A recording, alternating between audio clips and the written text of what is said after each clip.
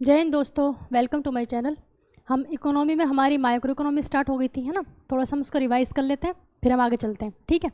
वैसे आज का टॉपिक हमारा रहेगा क्या, कॉस्ट, यानी कि लागत, है ना। लागत के प्रकार, लागत कितने टाइप की होती है वो सब, ठीक। इससे पहले हमने क्या क्या पढ़ा था, देखो। सबसे पहले हमने लास्ट वीडियो में टाइप्स ऑफ मनी देख रहे थे हम। टाइप्स ऑफ मनी, तो ये तो माइक्रो इकोनॉमी का पार्ट है नहीं, इंटरनेशनल नेशनल लेवल की बात है, ठीक। तो टाइप्स ऑफ मनी में हमने क्या कौन कौन से देखे थे इसमें, सस्ती मुद्रा, सुलभ मुद्रा, दुर्लभ मुद्रा, है ना। इन सब के बारे में पढ़ा था। सस्ती मुद्रा किसे कहते हैं। इसी के साथ साथ हमने क्या था, एसडीआर के बारे में पढ़ा था। SDR special drawing special drawing right.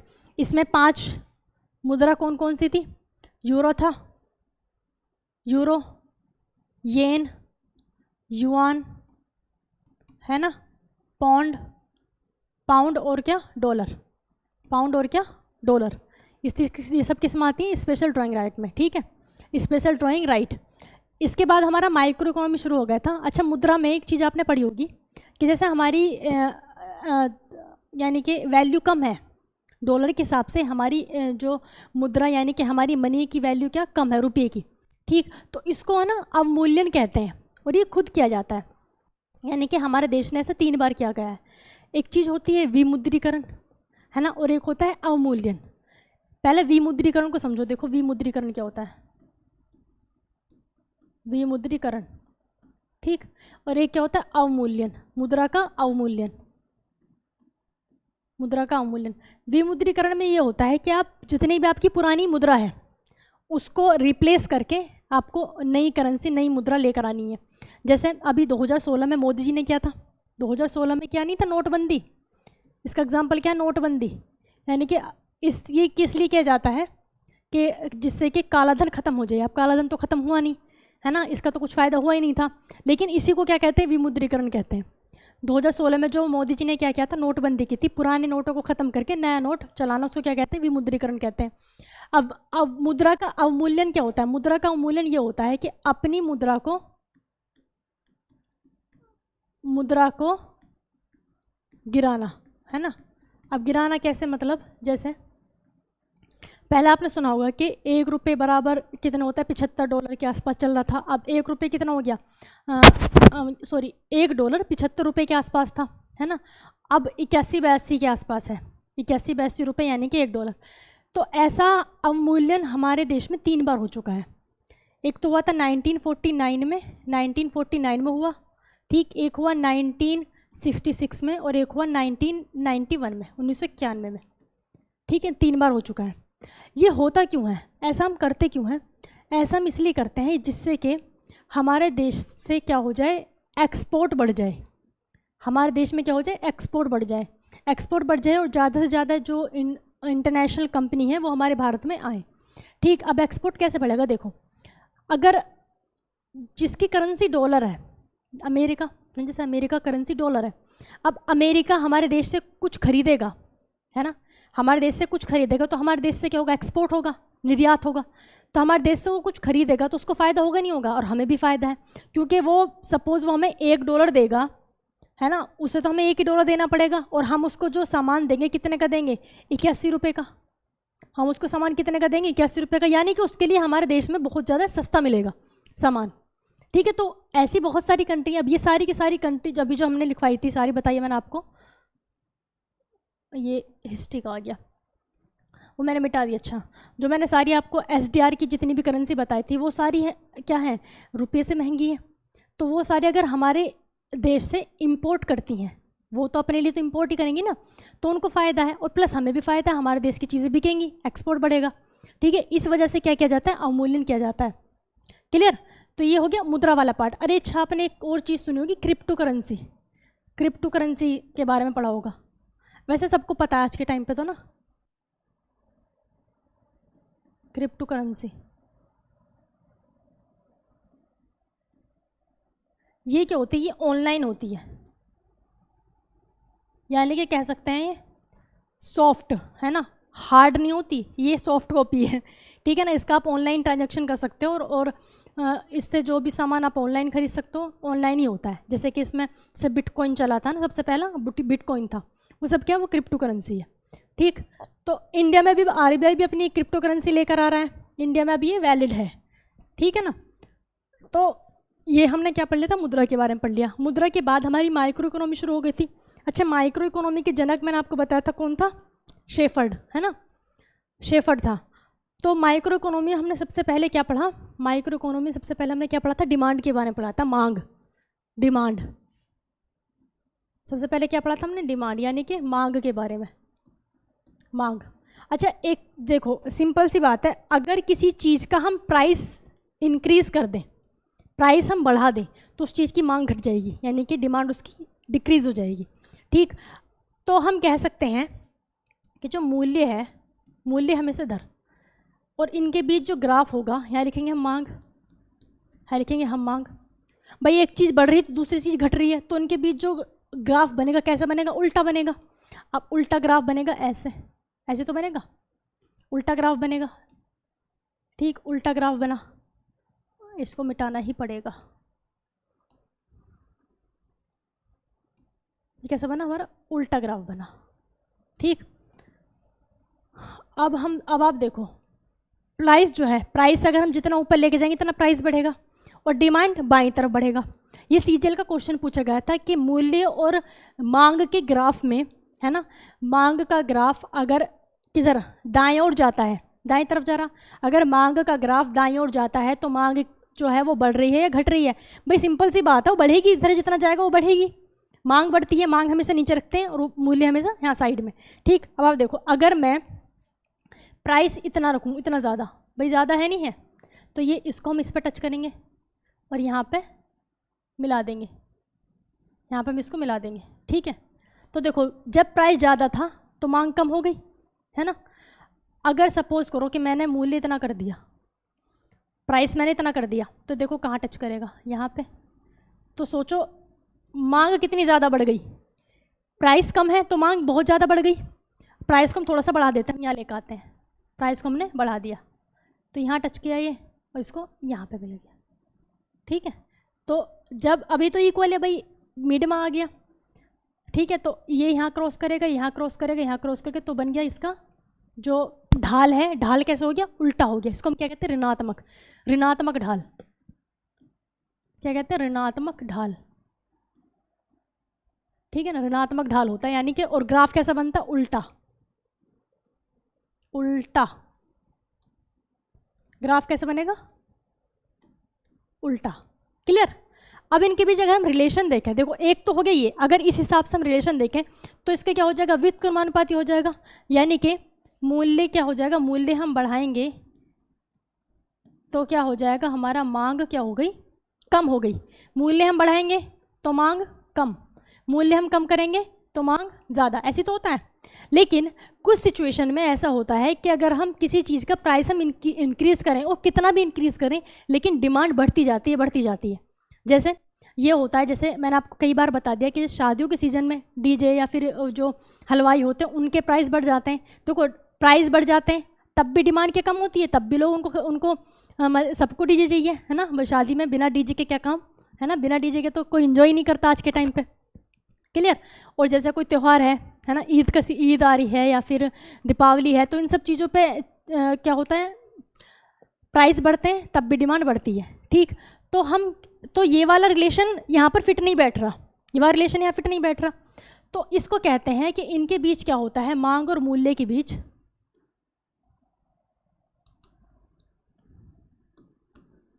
क्या होता है, उल्टा फलन होता है। क्या होता है, उल्टा फलन। अब फलन को ऐसे करके कुछ साइन होता है ना फलन वाला, वो जो रखते हैं एफ, है ना, वो एफ क्या होता है, ये उल्टा फलन होता है, फलन होता है। क्लियर। तो मांग और मूल्य के बीच आप समझ गए। अब देखते हैं मांग, यानी कि डिमांड जो है, जो हमारी डिमांड है, वो डिमांड के बारे में तो अच्छा हमने पढ़ लिया, डिमांड के बारे में आपने पढ़ लिया। डिमांड कितने टाइप्स की थी, पहले तो डिमांड पर जो इफेक्ट किन किन चीज़ों को होता था, इच्छा का। डिमांड है क्या, एक प्रभावपूर्ण इच्छा को हम क्या कहते हैं, डिमांड कहते हैं। तो आपकी इच्छा बढ़ेगी तो डिमांड बढ़ेगी, पॉपुलेशन ज़्यादा है तो डिमांड बढ़ जाएगी। ठीक, और फैशन है, फैशन से भी डिमांड पर फ़र्क पड़ता है कि अब इस चीज़ का फैशन है तो उसकी डिमांड बढ़ जाती है। ठीक, और क्या क्या बहुत सारे इसके मैंने आपको फैक्टर बता दिए थे। ठीक, फिर डिमांड के मैंने आपको क्या बताए थे, टाइप्स बताए थे। मांग के, एक होती है व्युत्पन्न मांग, संयुक्त मांग और प्रतिच्छेद मांग। व्युत्पन्न मांग, संयुक्त मांग और प्रतिच्छेद मांग, 3 टाइप की होती है डिमांड। ठीक है, तो ये हमने डिमांड पढ़ लिया था पूरा। अब आगे चलते हैं। डिमांड के बाद, ये तो कल वाला ही टॉपिक था, यानी कि लास्ट क्लास का। आज का हमारा टॉपिक क्या है? लागत। लागत, लागत को हम क्या कहते हैं इंग्लिश में? कॉस्ट। कॉस्ट कहते हैं, कॉस्ट। लागत को हम क्या कहते हैं? कॉस्ट। ठीक है, लागत को क्या कहा जाता है? कॉस्ट।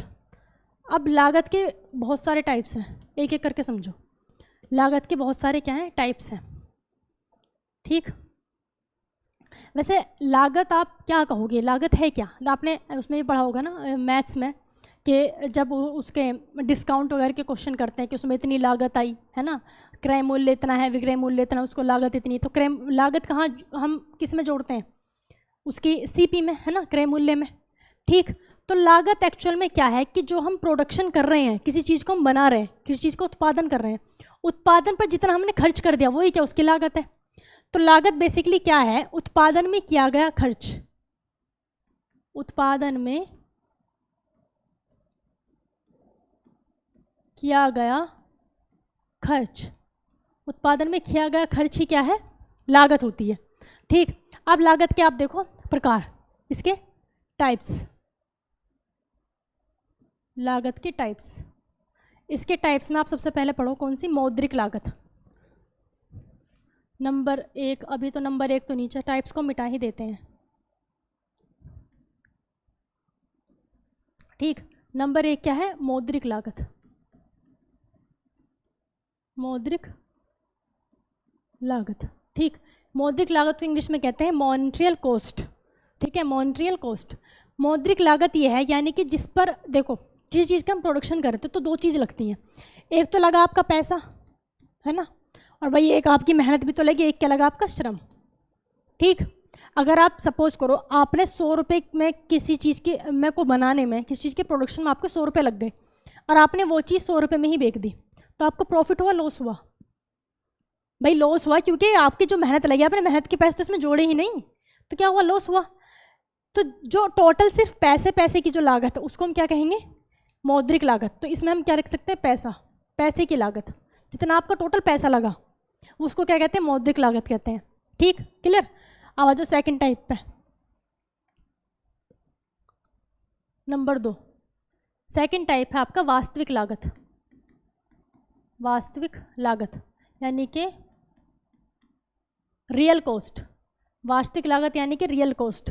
तो वास्तविक लागत का मतलब मैंने जो आपको अभी समझाया कि वास्तविक लागत होगी क्या? वास्तविक लागत वो होगी कि आप उसमें अपना पैसा भी जोड़ो जितना आपका पैसा लगा है, दूसरा आपने जो श्रम दिया है ना, जो आपने मेहनत की है या आपने किसी से करवाया है, तो मजदूर का भी तो खर्चा उसमें जोड़ोगे ना। ठीक, तो वो क्या है? वही क्या होती है? आपकी वास्तविक लागत होती है। जैसे हम श्रम लिख दें, श्रम को इसमें ऐड कर दो, ये क्या होगी? आपकी वास्तविक लागत। ये क्या होगी? वास्तविक लागत। ठीक, एक नंबर 3 पे आ जाओ, औसत लागत। कौन सा कर लूँ? ये वाला, औसत लागत। औसत, औसत लागत। औसत लागत को हम कहेंगे इंग्लिश में क्या? औसत यानी कि एवरेज। तो एवरेज कॉस्ट।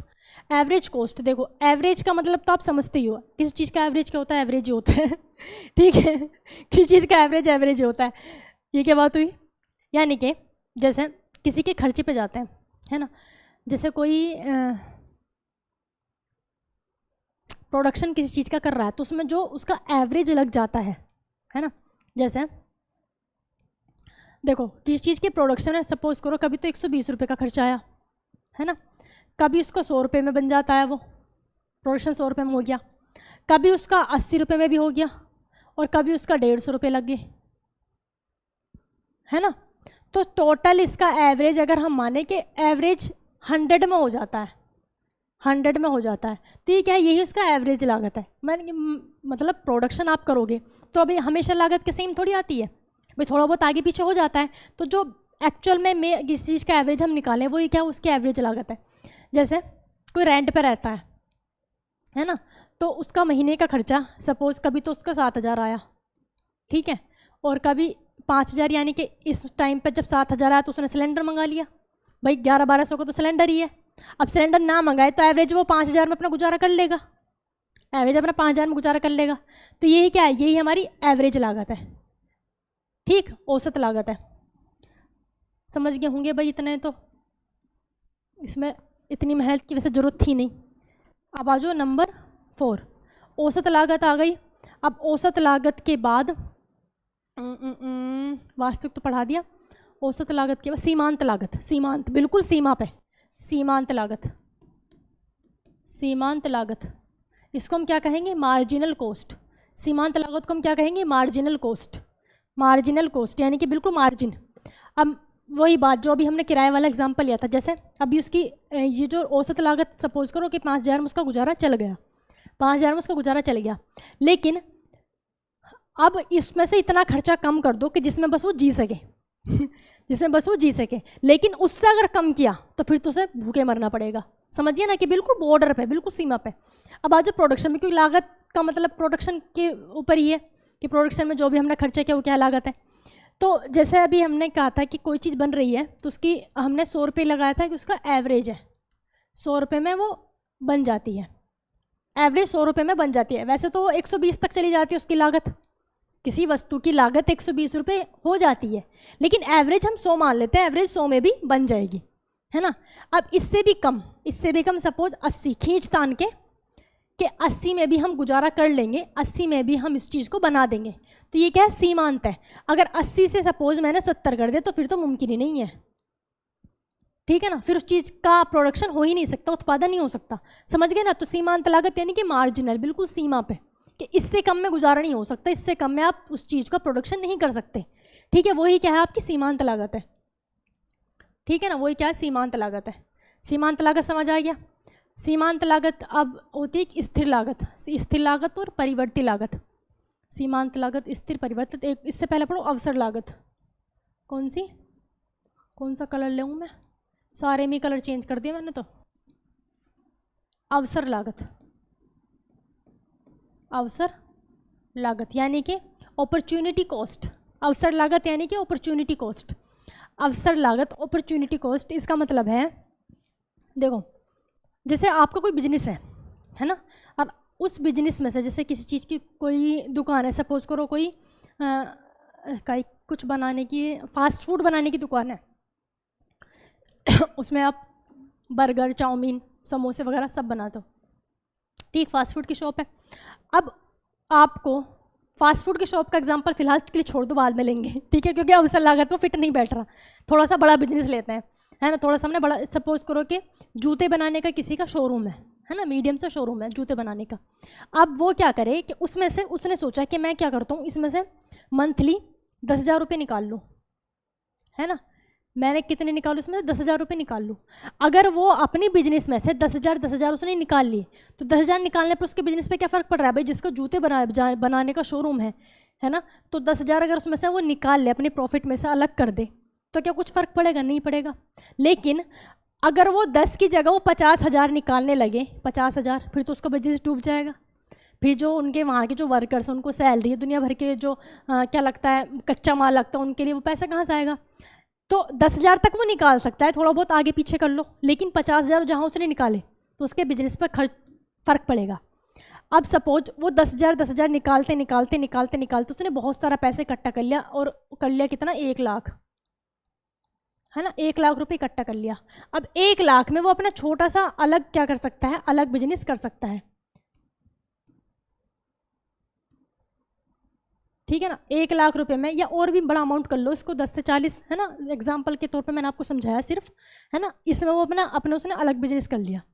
तो इस वाले अमाउंट को हम क्या कहेंगे, अवसर लागत, यानी कि आपको अपॉर्चुनिटी मिली और आपने वो लागत उसमें से निकाल ली और उससे आपने दूसरा बिजनेस कर लिया, ठीक है, वही क्या आपकी अवसर लागत है। जैसे आपको मौका मिला, जैसे आपको अवसर मिला और आपने उसमें से अपना पैसा निकाल लिया और अलग उसको सेव कर लिया, ठीक है। लेकिन अगर इससे ज़्यादा करेंगे तो ऐसा ना हो कि आपके अपने बिजनेस पर लॉस हो, इतना नहीं, जितना आपके पास अवसर है सिर्फ उतना ही निकालना है। अब मैंने उसका एग्जाम्पल क्यों नहीं लिया फास्ट फूड वाले का, वो इसमें से क्या अवसर लागत निकलेगी। अब वो क्या बैठ के सोचा कि इसमें से निकाल के दूसरी दुकान खोल लूँ, तो फिर तो उसका अपना ही बर्बाद हो जाएगा, ठीक है ना, वो ज़्यादा छोटा बिजनेस था।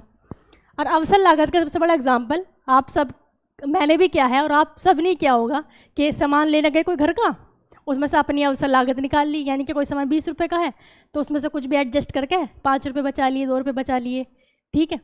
तो वो क्या है, अवसर लागत है, पता भी नहीं चलता, पता भी ना चले और आप उसमें से पैसा निकाल लो, क्लियर, वो क्या अवसर लागत है, ठीक। तो अवसर लागत तो भैया सबने जी है, सबको पता होगा, सबने किया है अपने अपने टाइम पे, ठीक है ना।